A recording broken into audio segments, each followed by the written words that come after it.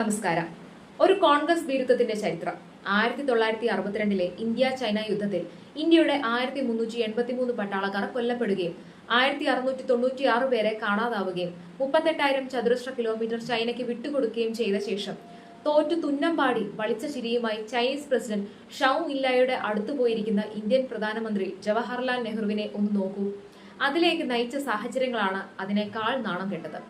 ആ കാലത്ത് സൈനിക കരുത്തിലും അനുഭവ സമ്പത്തിലും ചൈന ഇന്ത്യയെക്കാൾ പിന്നിലായിരുന്നു. രണ്ടാം ലോക മഹായുദ്ധം, 1947 പാകിസ്ഥാനുമായി ഉണ്ടായ യുദ്ധം എന്നിവയിലൊക്കെ പങ്കെടുത്ത ഇന്ത്യൻ സേനയ്ക്ക് ചൈന ഒന്നുമല്ലായിരുന്നു.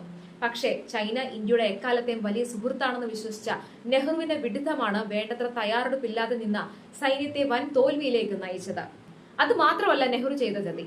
ആ യുദ്ധത്തിൽ വ്യോമസേന ഉപയോഗിക്കാൻ സർക്കാർ അനുവദിച്ചില്ല.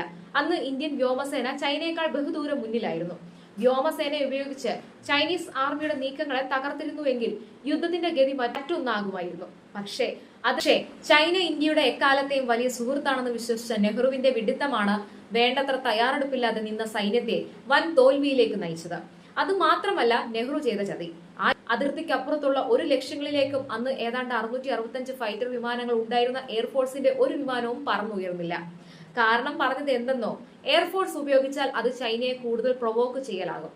അവർ നമ്മുടെ നഗരങ്ങളെയും ആക്രമിച്ചാലോ എന്ന്. പിന്നെന്തിനാണ് ഇത്രയും വിമാനങ്ങളെയും വൈമാനികരെയും പരിപാലിച്ച് നിർത്തിയിരിക്കുന്നത് എന്ന ചോദ്യത്തിന് ആർക്കും ഉത്തരവുണ്ടായിരുന്നില്ല. അതേ നയമാണ് 2014 വരെയും തുടർന്നത്. അതിർത്തിയിൽ റോഡ് ഉണ്ടാക്കിയാൽ അത് ചൈനയ്ക്ക് ഇഷ്ടപ്പെടില്ല. റെയിൽവേ ഉണ്ടാക്കിയാൽ ചൈനയ്ക്ക് ദേഷ്യം വരും. നമ്മൾ റോഡ് ഉണ്ടാക്കിയാൽ അതുവഴി അവർ കയറി വരും.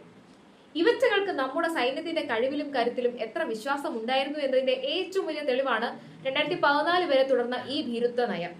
മൗനി ബാബ് പ്രധാനമന്ത്രിയും ആന്റണി പ്രതിരോധ മന്ത്രിയുമായിരുന്ന കാലത്താണ് ഇന്ത്യൻ സൈനികന്റെ തല വെട്ടിക്കൊണ്ടുപോയതും മുംബൈ താജ് ഭീകരാക്രമണത്തിൽ 160 പേരുടെ ജീവൻ പൊലിഞ്ഞിട്ടും തിരിച്ചടി കൊടുക്കാതെ ഭയന്ന് വാലും ചുരുട്ടിയിരുന്ന സർക്കാരാണ് കോൺഗ്രസ് സർക്കാർ.